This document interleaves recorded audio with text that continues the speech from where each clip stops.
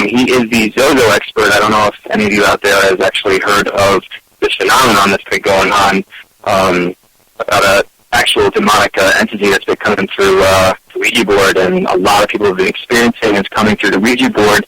And it's some pretty intense stuff, and definitely fascinating to me. I've had my own demonic experiences, and this is why it's so good to talk about this kind of stuff for me. I'm sure people out there who are alienated with these types of things and not know what to do. And Darren is going to be premiering on an upcoming episode of Ghost Adventures, October 18th, I believe, and will be all about the demonic haunting, otherwise known as Zozo. Darren, are you there? Yeah, I'm here, Sean. Good to have you. Go ahead. How did this all start? Well, it started in the early 80s. A strange double-sided Ouija board was found underneath my girlfriend's house at the time. And it was found by a plumber underneath the house, and was, strangely enough, was surrounded by old lightning jars filled with preserved blackbirds. And so that was very strange. The fact that there was a board underneath this house near Sand Springs, Oklahoma, which is well known for the occult activity. But the board was found, it was brought up inside, and it was just very strange looking, very ominous. It was the only double-sided board I'd ever seen, and probably the first Ouija board I'd seen. I remember for a while I thought they were all double-sided. And, now, when you say double-sided, what do you mean by double-sided? There was like it had like two playing, so you're able to play on both sides, you're saying?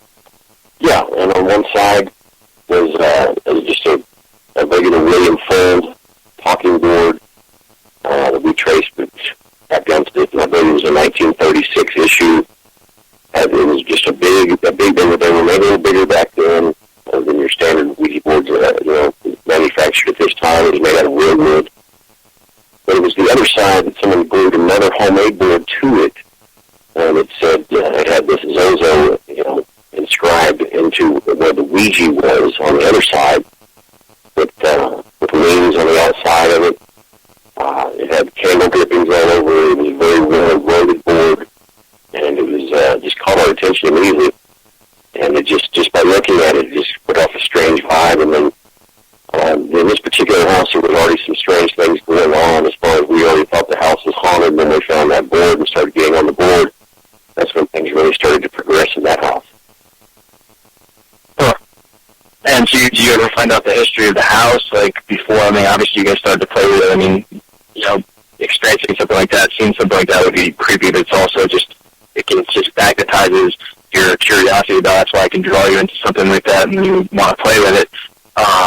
Did you find anything about what actually might have happened on the property, or? No, we really did. I mean, I remember going back into the house and fetching up those strange lightning jars, and they had a weird white chalky substance on the outside of it. I guess that was used to help preserve the birds. But in wiping off that white waxy substance on the outside, I was able to hold one of them up into the light, and you could actually see that the birds were so well preserved that their eyes were still intact and they were filled with blood. And I'll never forget looking in the eyes of that strange blackbird, and then later on in my research to find out that in the ancient Basque language that Zozo actually is defined as blackbird or crow. Didn't find that until years later. But even at the time, I thought that I might have stumbled across some type of occult find, as far as this double-sided board surrounded by these birds. And never did really do much history in the house. It was a rent house that was purchased by my girlfriend's parents at the time. And they were Wiccans, and they just loved the thing for a while, and then we weren't very experienced in any of that type of stuff, and my girlfriend's mother wanted us to stay away from it, but curiosity killed the cat, Sean, and so that's where it all began back in 1982. And basically, the motto of getting into the paranormal field in many aspects is curiosity can kill the cat if you're not very delicate with your approach and getting into these things. Obviously, a bunch of us go through these horrible things, and we're lucky to get out of them and get through these experiences. And then obviously we can take step back and be objective about what we actually experience and learn about them, and actually, go out there and tell our stories to all of each other, everyone that's experienced stuff like this. So there's like an awareness, and we can, bring some light to the genuinity to these things, that they actually are real, and these things do happen. These things do happen to people, and, that's why, it's great to talk about it and get people to know about this stuff. What kind of, experiences do you have going on in the house before you actually found the board? Yeah, doors were opening and closing by themselves. Objects were coming up missing, falling out of shells unexplainably. Just a strange presence, one could feel entering the home.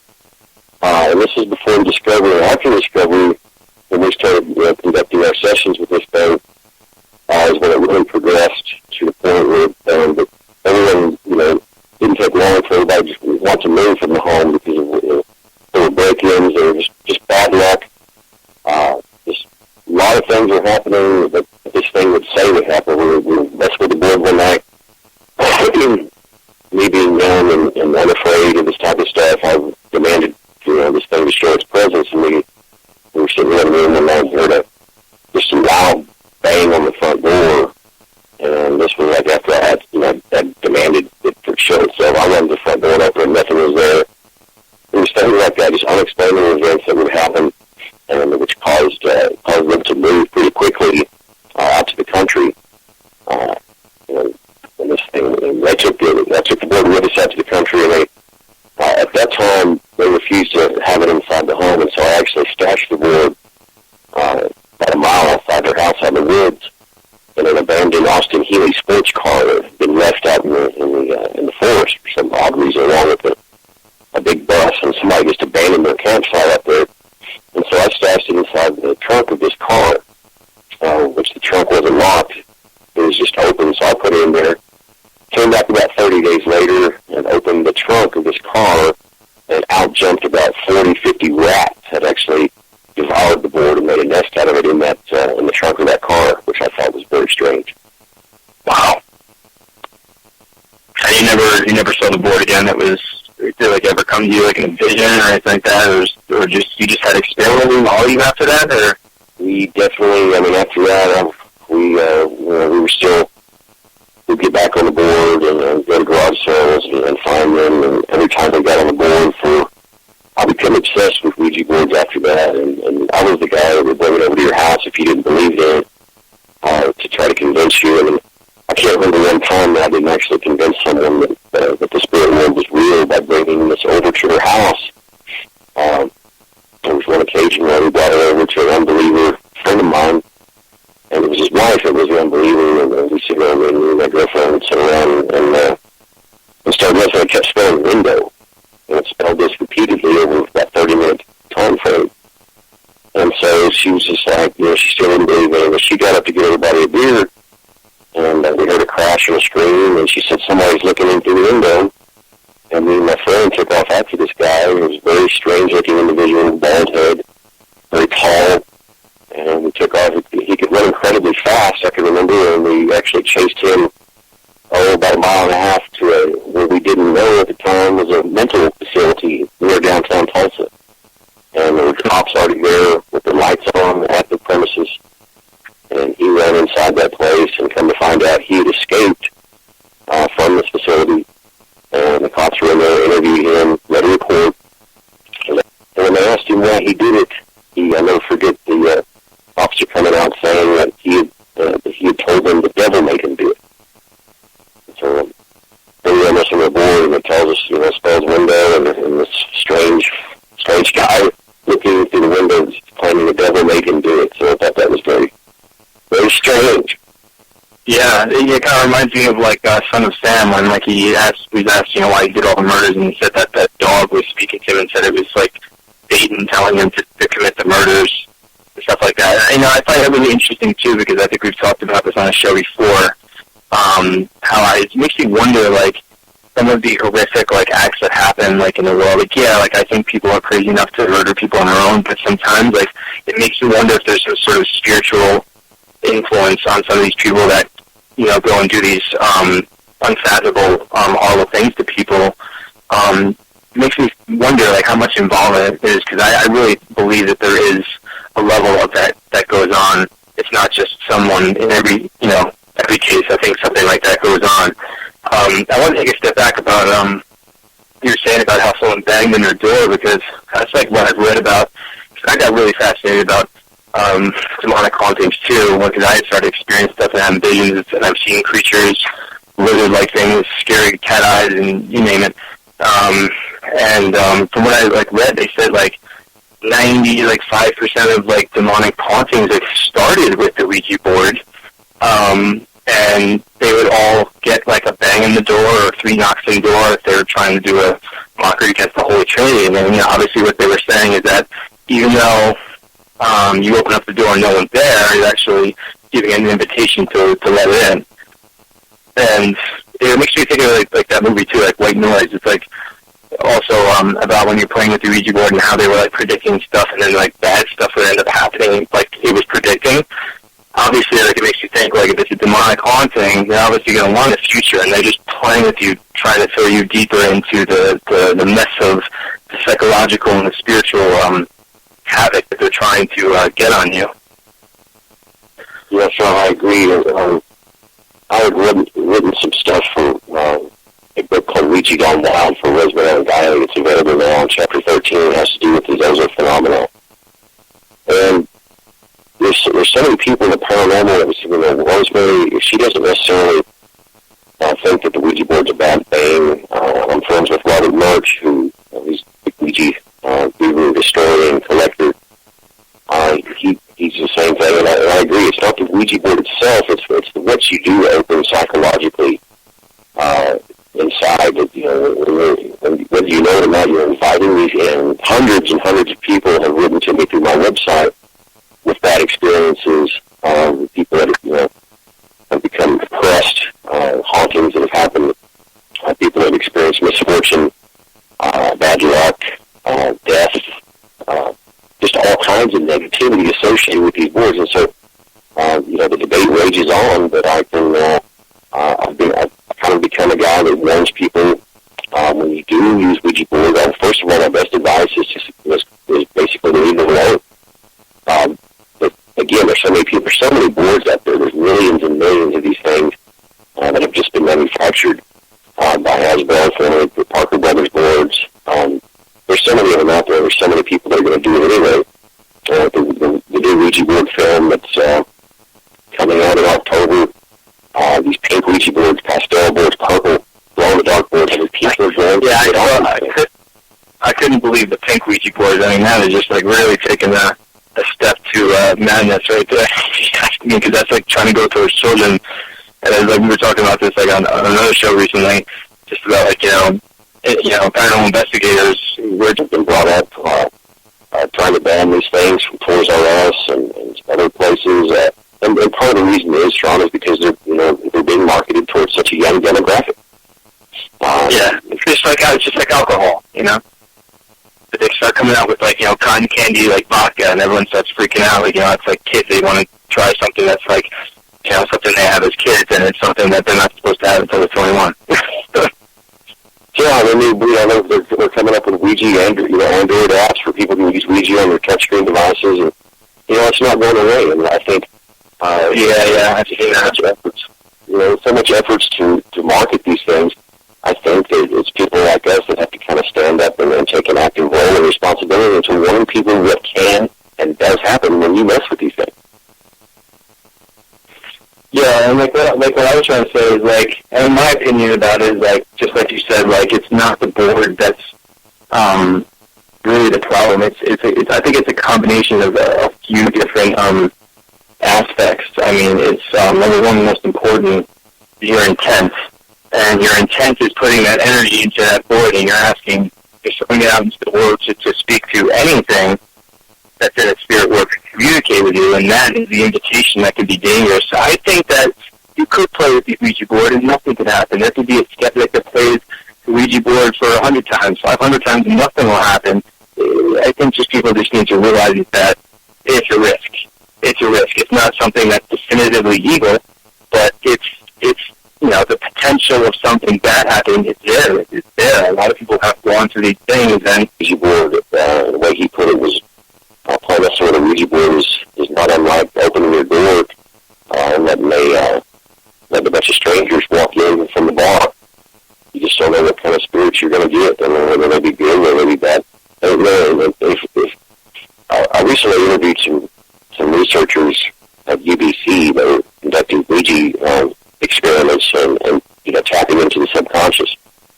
And the strange thing about it is during a lot of these experiments, people are somehow able, even blindfolded, to hone into the letter Z for some reason. And so what is it about this letter Z, and why is it that so many of these entities use the letter Z when they identify themselves? And that's another strange piece of the puzzle that we're trying to put together as far as trying to find out. There's no doubt about that there is some ideomotor effect involved when you mess with Ouija boards. But do I think that there's also an external source or something that's outside of ourselves? I definitely think so. So I don't believe that it's totally explainable by natural, unconscious phenomena. And if we are using our subconscious to sort of filter and be a medium of sorts with these entities, then it really tells us that these things can be dangerous. And I know from first-hand experience that oppression can result, especially for people that get on Ouija boards and continuously talk to this thing. It'll be nice at first. It'll pretend to be your dead grandmother. It'll predict your middle names, deceased people's birth dates. And so, we just never know what we're messing with. And I mean, that's what they want to do. They want to really read more and more, because the more you get fascinated by it, and you're sitting there, and I feel like that portal is just opening up more and more for it not only can manifest because the portal is getting bigger, but it's linking you to its intent, which is obviously to get in. Maybe they're interested in the paranormal. Like, the first thing they would like to do would be, like, play with a Ouija board. And it's like, I think it's, like, really important to be aware of what can actually happen to you if you go through playing with the Ouija board and something evil attaches it to yourself, like being oppressed. I mean, you can start to have psychic experiences where you're not even knowing that you're going through a psychic experience, where these things are communicating with you telepathically, or they are actually trying to amp up any negative emotion that you're going through. So you might actually wake up one day, and you're feeling so depressed, and you don't even know where it's coming from. And, this is what, these things either want you to cause harm towards someone or ultimately have you kill yourself. And, that's what I think is so important, is that, if you're dealing with, spiritual experiences, you want to be a paranormal investigator, you go out to these places where negative things potentially could be, you just have to be really objective with your mindset. If you're going through some sort of depression and you don't know where it's coming from, it doesn't make sense. You got to take a step back and try to be seriously objective, because it's really dangerous to go through these types of feelings when you're being oppressed by another spirit. I've gone through it, and I was I felt like I was being stabbed all around my body. I felt like my family was being burnt alive. I had to get out of the car. I couldn't breathe. I couldn't work out at the gym. I just started thinking, there's no way these feelings that I'm going through make any sense whatsoever. And I started to think that something was, I was going to the graveyard by myself, just to be by myself at night. And I remember getting EVPs of just nasty things. I was going into a trance and hearing the evil spirits saying, hail this demon and hail that demon. And I just started to realize, this isn't me. Something is doing this to me. It's literally they have freaking demonic pom-poms that they're cheering your negative thoughts, your negative emotions on. And the more you get those feelings, the more you go through that, and the more angry you get, depressed, they suck it up like freaking vampires, and that's what gets them even more powerful to manifest more chaos into your life, because that's literally their main purpose for existence. They hate us.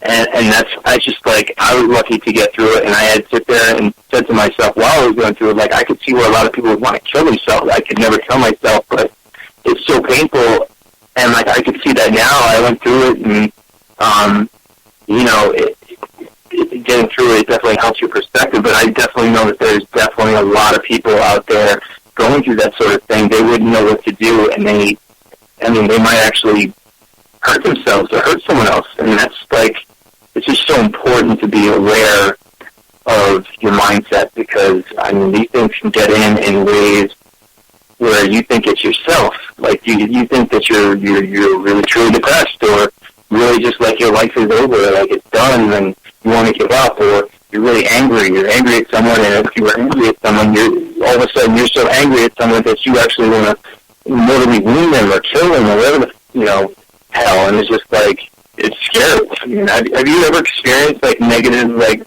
stuff like that, Dan? John, I think it happens far more than we realize.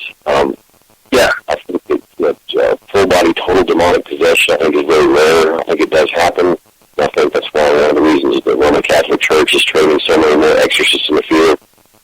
However, the oppression side of things, I think, is far more common.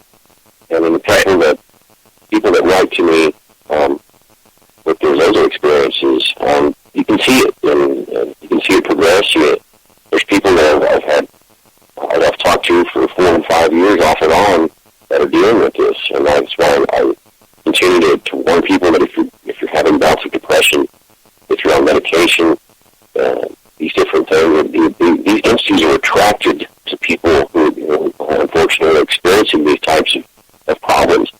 And they come in through your mind. And it's like you were talking about these killers and serial killers and whatnot. These people, a lot of people that commit these heinous crimes report hearing voices in their head, you know. And who's to say that they aren't channeling some demonic type of influence which causes them to commit these heinous crimes? I agree with that. Yeah, I think it happens far more than we're ready to realize. Yeah, I agree with that 100%. I mean, that's basically what I was trying to say before. It's just like, I mean, these things know, I've said this on the show before, like, this is why, like, they're so ahead of the game for us, and we have to realize, I mean, that's why, I mean, for me, it's like faith is important. I mean, that's your best protection against these things, and, you can't just go on to investigation and just throw holy water around, and, once you throw ego into the mix, I mean, it's just like, as cheesy as it is, it's like a vampire movie. You can't just throw holy water on a vampire or put a cross up into a vampire's face and think that that's going to protect you. That's why they'll say, like, you got to have faith. And I've seen a lot of investigators that just go out and they use, like a crucifix or holy water like it's, a sledgehammer, like, oh, look how strong I am. And it's not really you. It's like something else. It's God, Jesus, whatever you want to call it.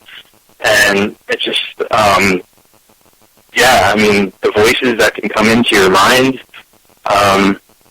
it's just, like the serial killers, I really wonder how much of that actually truly happens, because these things know, in my opinion, like which people are going to end up being someone who's capable of murdering, someone who's capable of doing the most possible harm, and it makes you wonder if they literally just crowd around someone like that until that person breaks.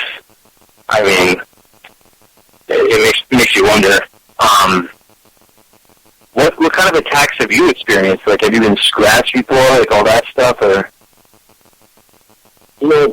I've really recently started doing some actual investigations. I've always been kind of a researcher, consultant, that type of guy. But I was kind of recruited by a big team around here in the Oklahoma area to go out with them in some haunted locations. And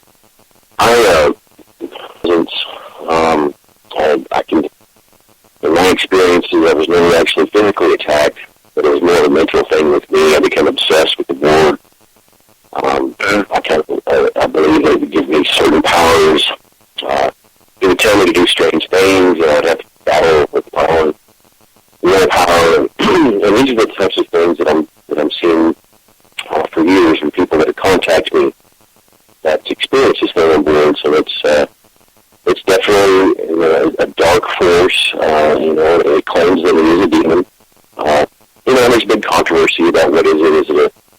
Is it a ghost? Is it a poltergeist? Is it an egregore? Which,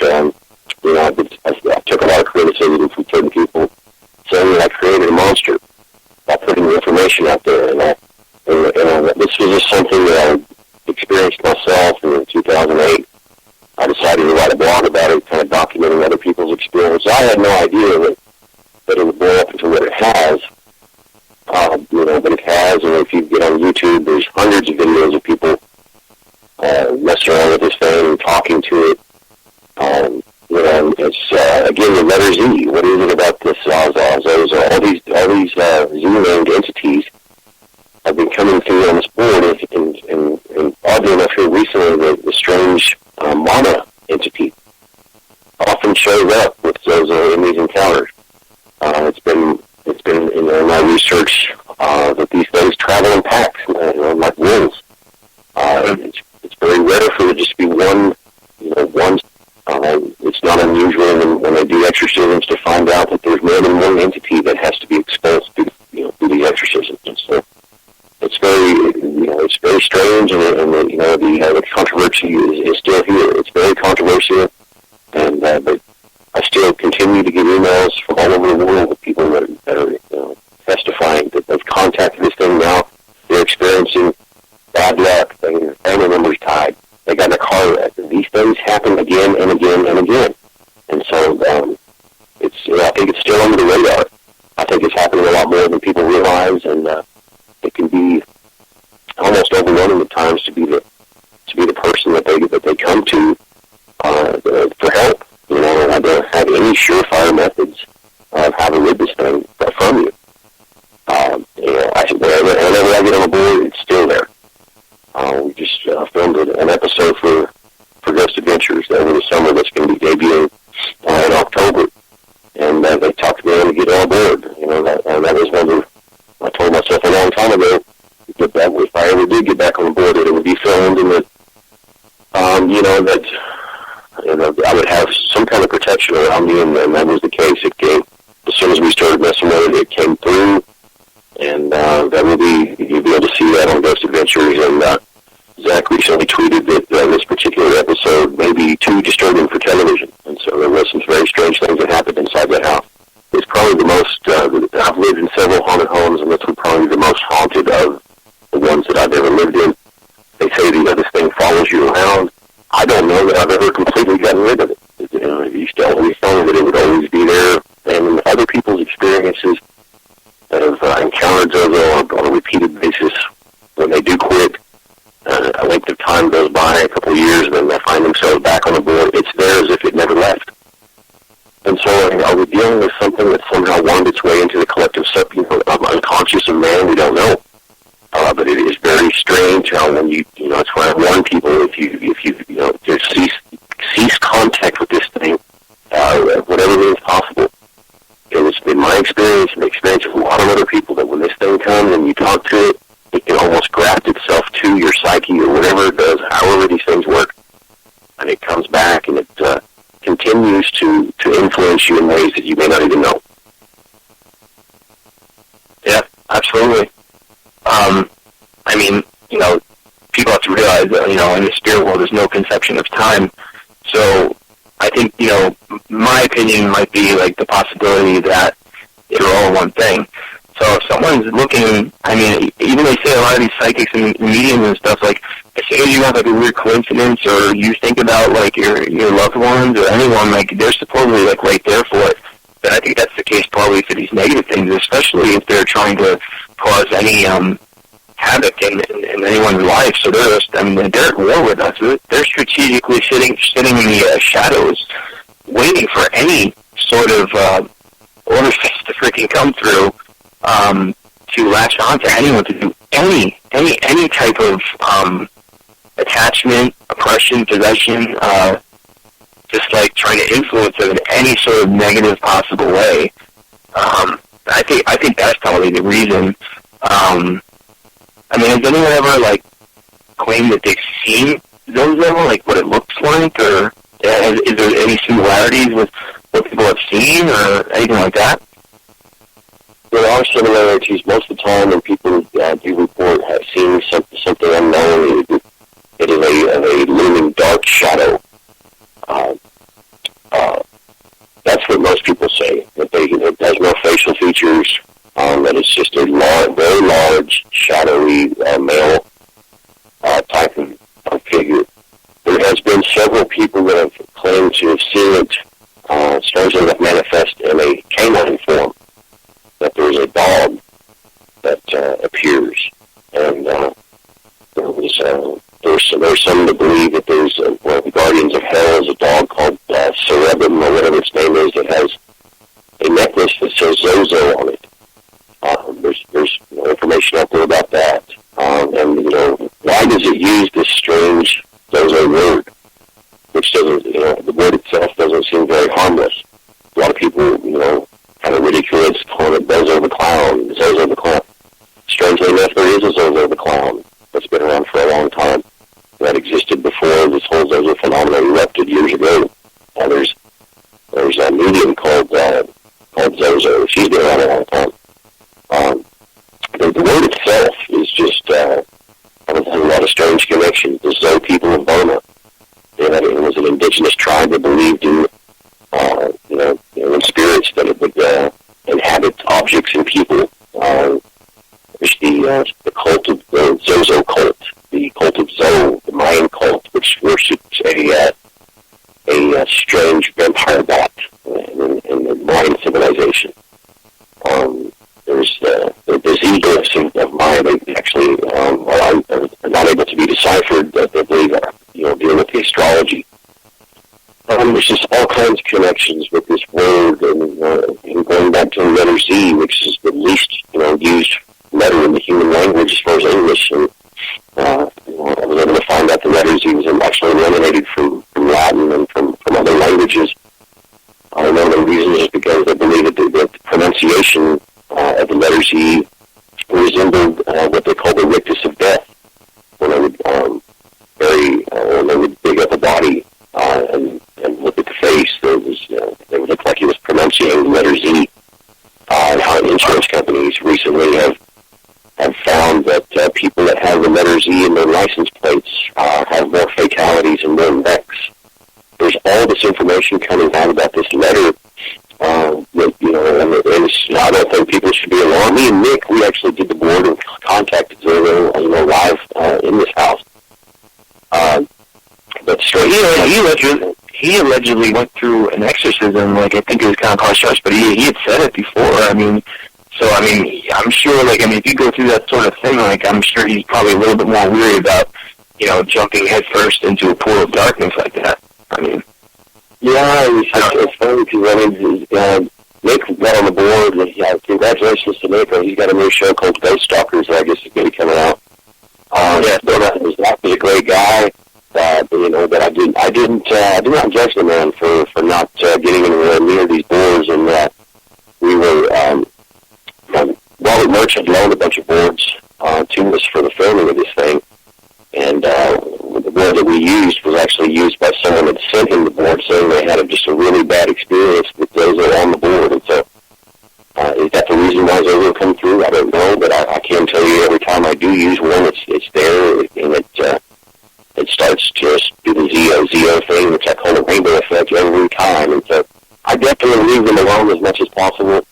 I'm curious like anybody else, and there are times that I've gotten back on the board just to kind of see if it was there, but very rarely it was never there. And so it's something that I have to deal with for the rest of my life, not knowing if I open the door towards a spirit attachment. And I can tell you that there's a lot of other people going through the same thing, that I have no problem staying off them anymore, but I can tell you back when I was younger, I was obsessed, and people are obsessed. It's like a drug. People get on these boards, they use them regardless of what the entity is saying, and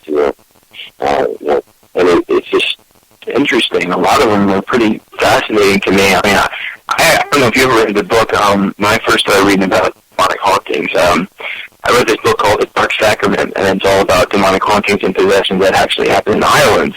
And, it is some of the most interesting, unfathomable, crazy shit that I've ever heard someone talk about going, and most of these things started with the Ouija board, or if it was some sort of connections with witchcraft or whatever like that. But some of these stories, I feel terrible. I remember reading it in the book, in that certain book, the lady, with the Ouija board, and they're in the house, and, like, all the windows, like, blew open, and they thought it was, like, just a brush of air, and then for literally, like, 10 to 12 years, this woman was sexually attacked while her husband slept next to her by, like, an incubus.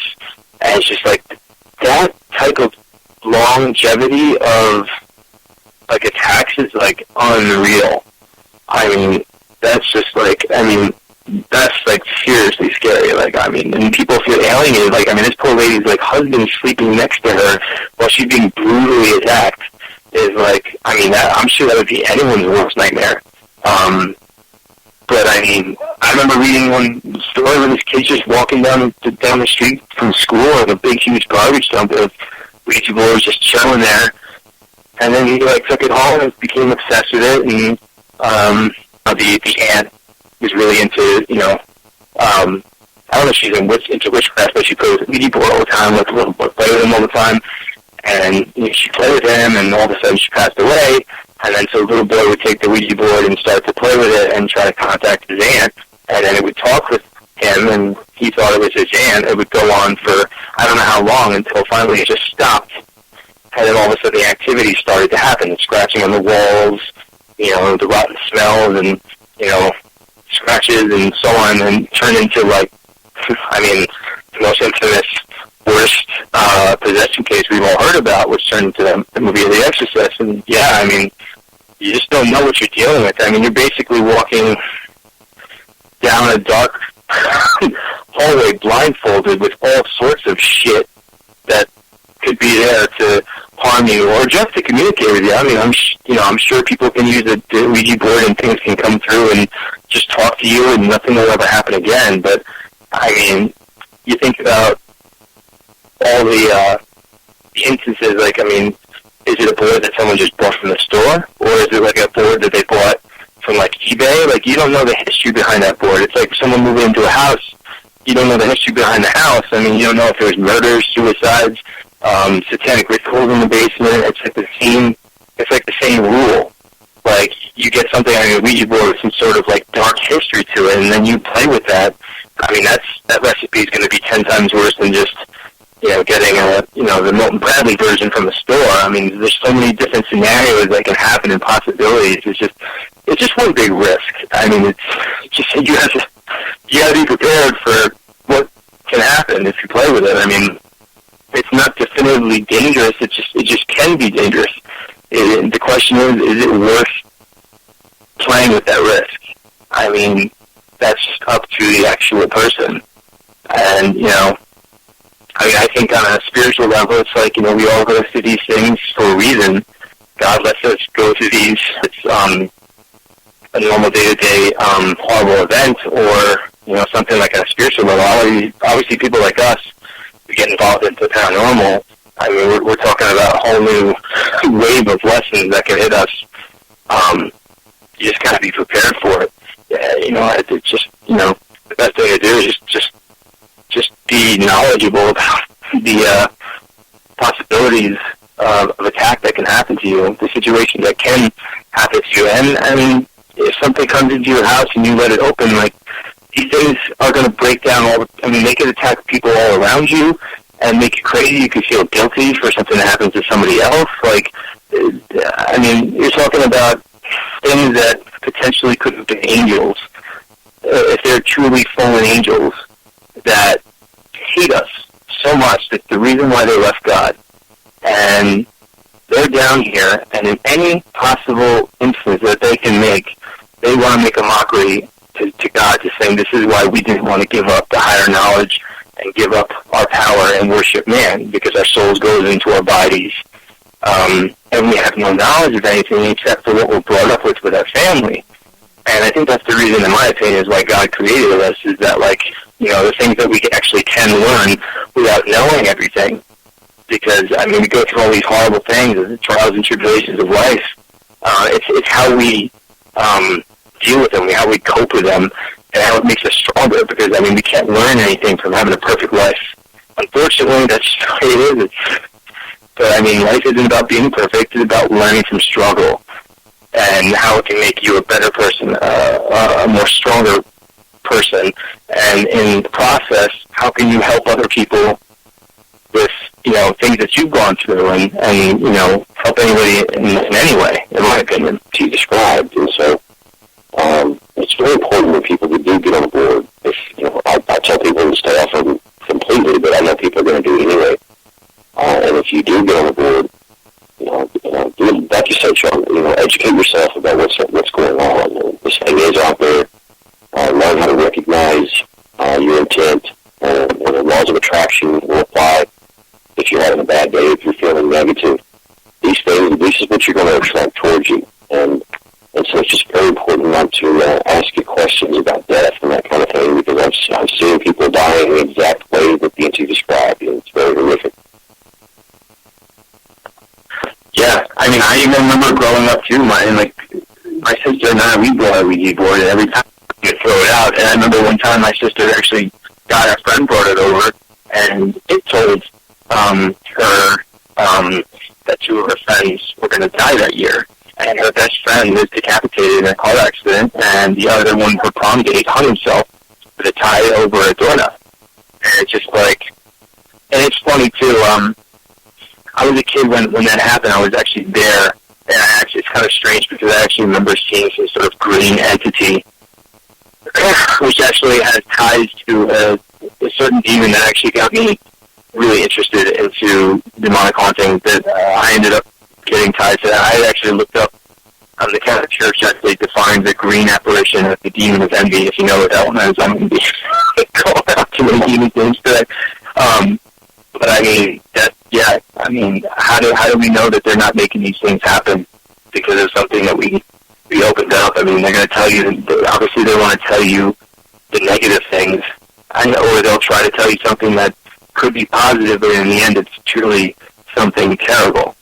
And that's what it is. It's just there's no guarantee when you play with this thing. You really don't know who you're talking to. It's like when we first started having America Online, and all these chat rooms and all these shady people saying, "Oh, I'm this person or that person." You really don't know who you're talking to. You got words coming back to you, but who is that really? They'll send you a fake picture. They might be 20 years older than they're saying they are. It's just it's the same thing. We're getting on board. We're tapping into a way of communicating to a world that we know probably about 2% of, and the rest is all speculation and only experiences that we can compare with each other. Every single day, every single nuanced experience that we get, that's what it's all about, getting closer to more of an answer than we had before. But I still think that there's so much that's going on that we do not know, that's all around us at all times. And the fact that these things, they're observing us. We're just trying to have the sort of guesstimation what these things are. Some of us are lucky enough to be able to feel them when they're around, but you might see a piece of shadow or something, but these things know exactly where we are, what we're doing, what we're going to be doing, and what our worst day is going to be.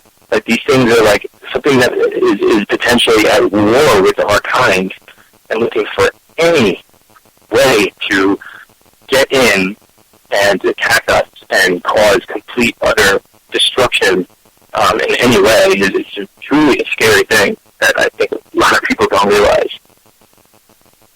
I think you're right, Sean. I think it goes on every day. I think that there's angels that are fighting for us and for our souls, as well as those entities and demons, or whatever you want to call them, that cause destruction and do hate us. And I can tell you one good thing that come out of Ouija board usage, as far as I'm concerned, is it did prove to me that there is a God. And basically, I tell people, I don't judge anyone by their religious beliefs, but I have been known to tell people, look, if you want to talk to a spirit, talk to God. Don't get on the Ouija board and talk to something that's been burning in hell for thousands of years.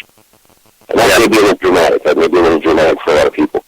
But there are dramatic things that happen in this world. And there's a lot of things. I've had two people commit suicide that were in contact with me on a regular basis.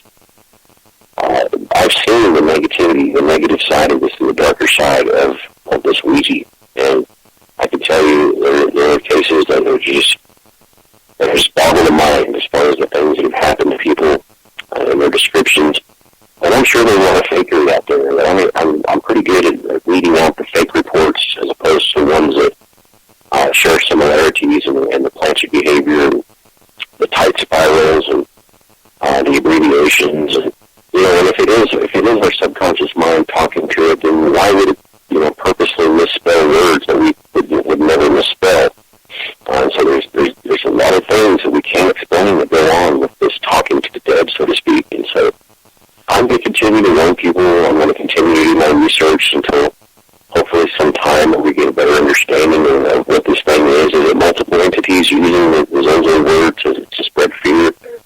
I'm open to all suggestions, all possibilities, because Sean, in this paranormal field, you have to have an open mind, and you have to be prepared for what can happen. And you got to try to help people. Catholic, but obviously I consider myself Catholic/spiritual. And yeah, I remember the first time that I went out to a graveyard trying to prove to a friend that doesn't believe in ghosts. He thinks we're just intelligent animals and that we just die after that, which is so sad to me. I would never want to live my life thinking that I could die tomorrow, and that's the end. It's so horrible. And in the process, I ended up getting my first EVPs. And listening back to that for the first time, it's so frightening, but at the same time, it's so exciting. I'm like, wow, this is real. And for me, it's like there's a whole new level of privilege, humbling privilege to me, to actually know that there's a God, to know that there's spirits and ghosts around, and these things are real. So it's like, I think about all the people that go to church every weekend, and it's like, do they really believe in God? They kind of just like, yeah, maybe, but like actually knowing that God exists is like, I think it's such a privilege. I mean, to know that and try to learn from Him in any instance throughout life and try to search for the answers is why it's special. Because when we die, the cat's out of the box. It's no fun anymore. All the secrets that we've all been searching through all throughout our lives is right there at our taking. And it's just like, that's why it's so fascinating, I think addicting, to go out there and experience these things and experience new tears every time we go out there. But also on the other side of the spectrum, it's like you have to be protected. You have to be objective if you're going through horrible things, and just knowing that these things can come at you in any direction. But that's why it's like so addicting, at least for me. It's like you could go out to any place, just don't know what you're going to experience. It might be something completely different, completely amazing, and another way it's completely change your life. And for something that you'll never forget, and that chance alone is, I think people will just constantly go out there and want to experience these things. But it's kind of crazy. We talked about this on the show before, how there's just so many more paranormal investigators today than there was 10 years ago, 20 years ago. And there's just so many ignorant people going out there, and they're just literally just whatever. It's just what I was trying to say, that they're almost like they're setting off spiritual bombs everywhere. And for these things to actually come through even more. And the people are coming, which is, there's a good side to it all, is that there's a spiritual awareness that's going on. People are actually willing to come out, talk about their stories. When 20 years ago, you'd have maybe just one family or two families with some of the famous hauntings that we've known that have come out and been famous stories. But nowadays, it's just you have celebrities coming out talking about their ghost stories, and everybody. And I think that openness as well opens up doorways. I believe our aura changes when we're open, when our mind opens, and we're open to talking about it, telling people, and being open to those experiences makes us more of a receptive antenna. And it's like a spotlight, in my opinion, in the dark, and these spirits that are all around us, these trapped souls and possibly demonic entities. I mean, these things know the people that are receptive, and know the people that are more susceptible to attack, oppression, possession, etc., and stuff like that. But it's just really interesting, and that's why I'm sure you're never going to stop doing your research and doing all these things, because it just never stops. It never gets old. There's always something new that can happen. Yeah, there's scary things, but there's also amazing experiences that come with it too. You just have to be prepared, for what can happen either way. What kind of people have actually come to you? Where? All over the world? Is this shows a phenomenon everywhere? Did it really blow up or anything like that? Well, it blew up probably 2009 is when a lot of reports started surfacing. People had found out that we were filming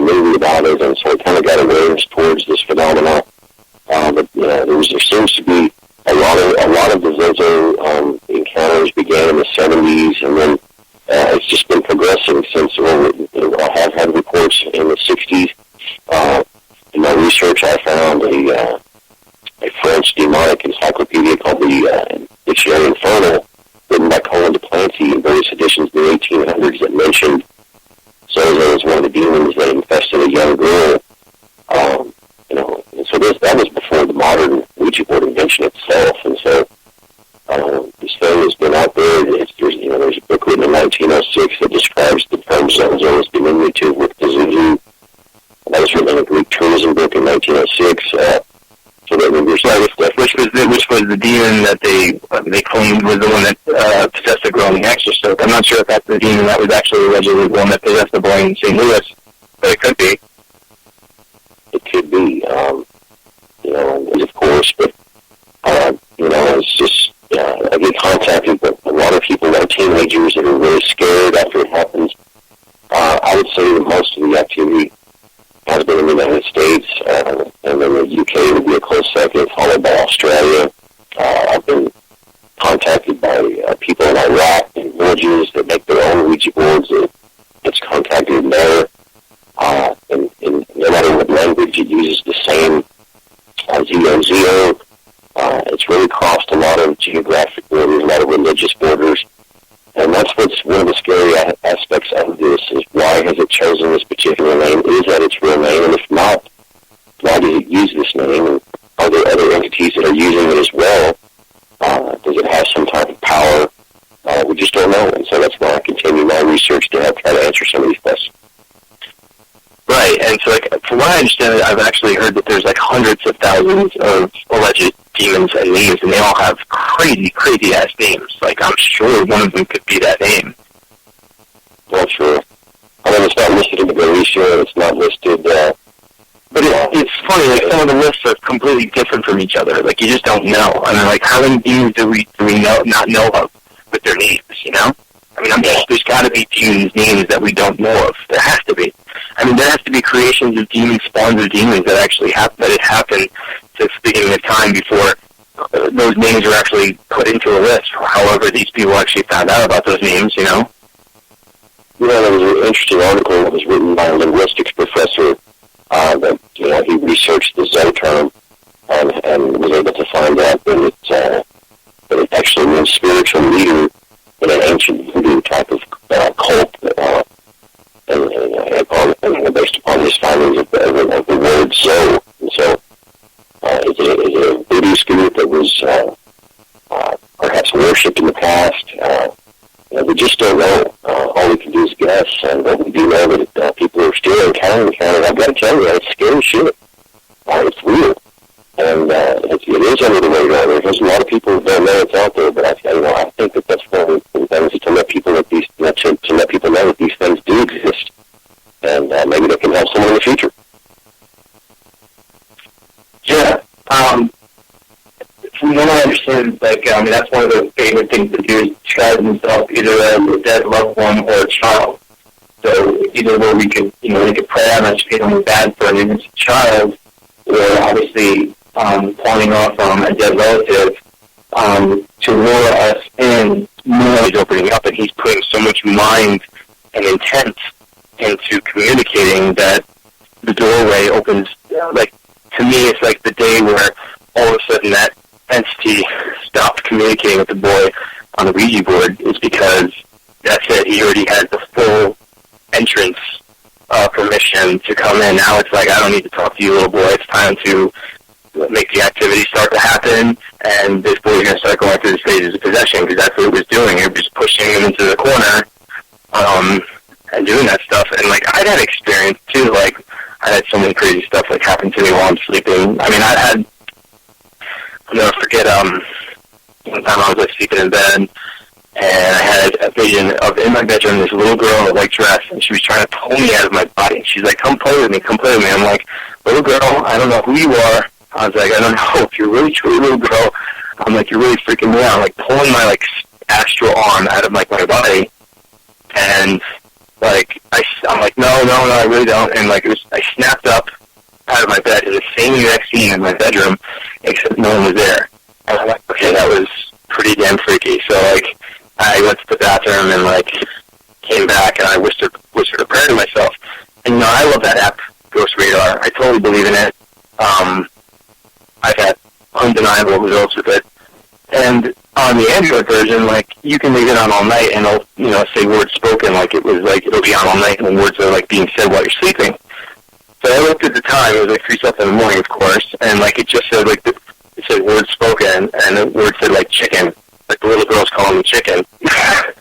But it's just I don't know if that was a little girl. I mean, that shit is scary. I mean, I've had out-of-body experiences. I've seen myself sleeping. I've had spirits try to pull me out of my body. I've had a tug of war. But, it's scary. From what I've read about, demonic creatures can never perfectly manifest as a human being. There'll always be something, slightly wrong. Have you ever heard that before? For some reason, especially in the Zola phenomenon, there are a lot of reports of people that develop what they might call old hags, where people are sleeping after using a board, and then something comes and scares them, and they're unable to scream or wake up or move and that type of thing. So that kind of thing does come along with this, and it definitely happened to me on 2 separate occasions back when I was using boards. And so, again, we're dealing with the subconscious, and so we really don't know what we're up against. But so I hate to cut this interview short, but I've had something come up, but I'm going to have to go. Yeah, no problem. It's great having me. Appreciate you having me on. You have me on anytime, and continue to monitor this. Help me out, Sean, because if you hear something about this phenomena, feel free to contact me. I do believe that people need to know and be aware. The Ouija movie comes out in October. There's going to be more and more and more people getting on these things. And only time will tell as far as this particular phenomenon is concerned and what's going to happen. And just have to keep an eye on it, Sean, and keep doing what you're doing, man. I appreciate your passion for all this, and thanks for having me on, man. Absolutely, man.